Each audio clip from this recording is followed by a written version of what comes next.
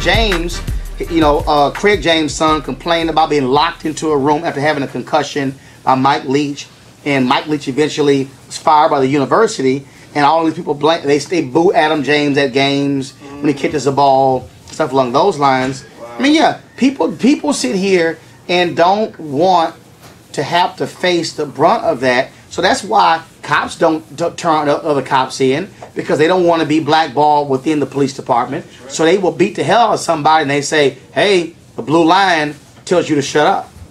Well, I'll check it, man. My dad was a cop for 30 years, and he said that when he joined in the early 80s, there were Klansmen. There were guys on the force who were literally members of the KKK, and he said they would stand by him as a fellow officer before they stood by a random white guy on the street.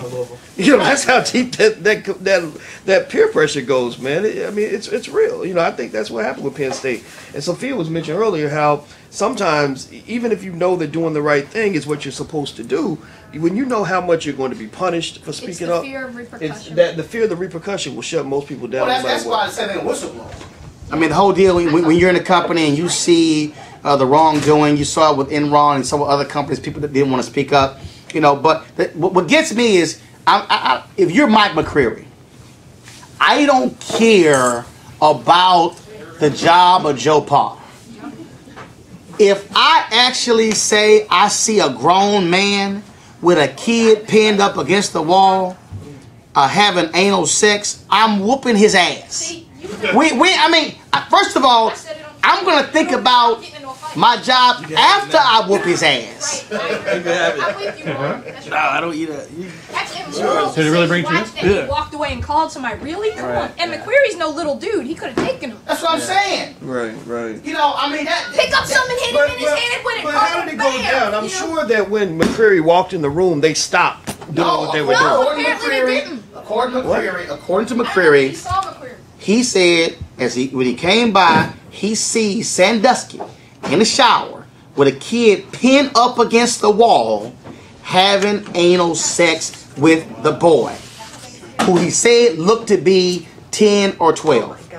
And neither one of them saw McCreary. Like, I mean, no.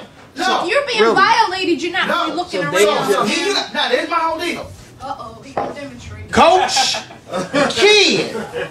Your ass can't say I didn't know that was a kid. And Sandusky's a big guy. Come on, man. Okay, now if I'm whooping Sandusky's ass. Right. My thing is that if they didn't see it and they continued to go on, he just quietly walked away. That's a problem. He said he left. He didn't say anything. First of all, he's changed his story. He said he left. He was distraught. He went home, talked to his daddy, then talked to Paternal the next day.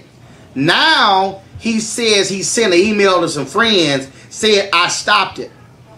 In the grand jury testimony, there's no record of him saying I stopped it. Now here's the other piece. If you stopped a grown man from having sex with a kid, your first response is, what the hell are you doing? It's not going to be just, I stopped it and said, y'all go y'all separate ways. Okay, so you stopped it. What? Did you take the kid home? Right. See, his story ain't holding up. He was stupid to send that email. Not only that, the problem now is the defense attorneys have an opening you can drive the truck through. Can't trust him. Can't trust him. He's a damaged witness, no doubt about it. There you go. Interesting. So if you a lawyer, you like, oh, thank you very much. We appreciate it. He made up. What did he really see? Now, where's the kid? The kid becomes the critical witness. Well, first of all, they said 8 to 10 folks have stepped forward. You know, the issue is in terms of, you know, will you have any evidence? But what really jumps out is, for instance, Penn State's got a problem because they specifically did not tell the university lawyer what happened. Because a university lawyer will be obligated to go to the cops. They told everybody but a lawyer. Wow. So I'm telling you right now, if the allegations are proved true, the AD and the administrator, send them both to prison. I don't want to see no probation, house arrest, no. They're going to let Paternal off because he's old. I mean, he's at least an accessory, in my opinion, as a lawyer. He's an accessory at the very... Absolutely. outside. Well, here's the big thing. There's going to be a huge amount of money is going to be changing hands here. Because Penn State's going to ultimately be responsible. Oh yeah. And that's the state. And that's the state, and these plaintiff lawyers are going to be all over this. Except in, like I know in Texas, there are limits to how much you can sue a state for. Yeah, that's a tort claim. That's the problem. You're right. It's like the federal government. You can't really Yeah, sue the so federal it's like, government. You can, but you there'll can't. be settlements, but there are. Well, then they're going to go after the NCAA.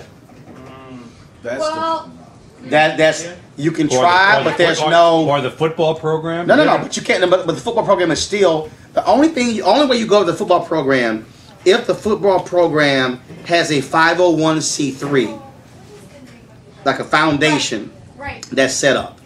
That's the only way. As opposed to, so it's not a state program.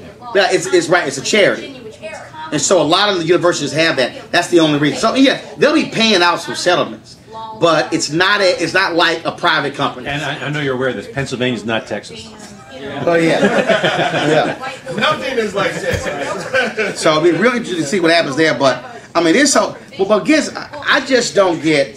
I get my responsibility to report it. But if you say my longtime coach did that, I'm jacking his ass up.